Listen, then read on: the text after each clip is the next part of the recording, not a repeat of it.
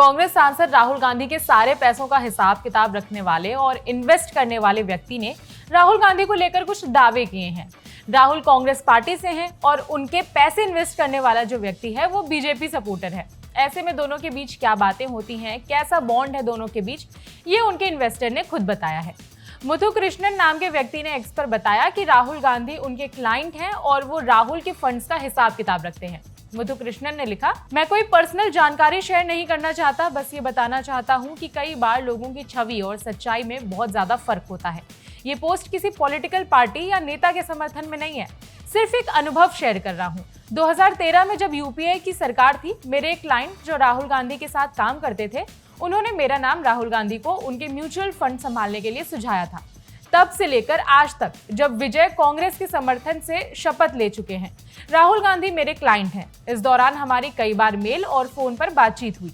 आप जानते हैं कि 2014 से 2024 तक मैं खुलकर मोदी समर्थक रहा हूं, लेकिन राहुल गांधी या उनके स्टाफ ने कभी भी मेरी राजनीतिक सोच को लेकर कोई बात नहीं की। मुझे लगता है कि मेरे ट्वीट्स भी उनके स्टाफ देखते होंगे, फिर भी उन्होंने हमेशा मेरे प्रोफेशनल काम और राजनीतिक विचारों को अलग रखा। हर बातचीत में राहुल गांधी ने मुझे सम्मान दिया। उन्होंने कभी घमंडी या रूखा व्यवहार नहीं किया। यहाँ तक कि मेरे बीजेपी समर्थन की सोच जानते हुए भी कुछ साल पहले उन्होंने एक महत्वपूर्ण प्रोफेशनल चुनने में मेरी राय ली थी। इसके बाद मुथु कृष्णन ने कहा कि अभी तक तो रिश्ता अच्छा रहा है, लेकिन इस पोस्ट के बाद हो सकता है कि रिश्ता खराब हो जाए।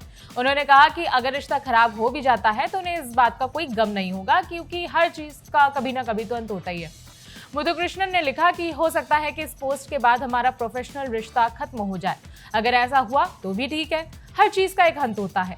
मैं ये सिर्फ इसलिए लिख रहा हूं ताकि लोग समझें कि मीडिया और पॉलिटिकल पार्टियों के आईटी सेल किसी व्यक्ति की ऐसी छवि बना सकते हैं जो पूरी तरह से सच नहीं होती। मैं राहुल गांधी को एक राजनेता के रूप में नहीं जानता, लेकिन पिछले 14 सालों से अनुभव के आधार पर इतना जरूर कह सकता हूं कि वो प्रोफेशनल लोगों का सम्मान करते हैं और व्यक्तिगत तौर पर एक अच्छे इंसान हैं। किसी भी पार्टी के बारे में सिर्फ मीडिया या फिर आईटी सेल की बातों पर भरोसा मत कीजिए।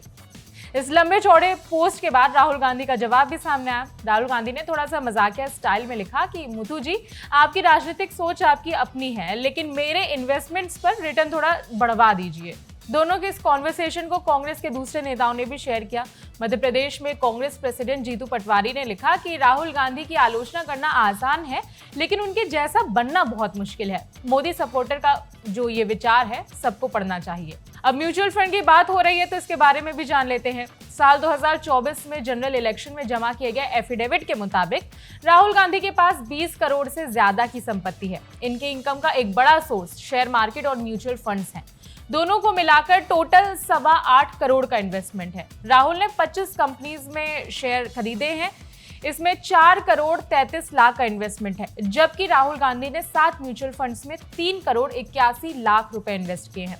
बाकी मुथु कृष्णन ने राहुल गांधी के बारे में जो लिखा, उस पर आपके क्या विचार हैं, कमेंट करके बता सकते हैं। मेरा नाम है विभावरी। बाकी खबरों के लिए देखते रहिए दी ललन टॉप। शुक्रिया।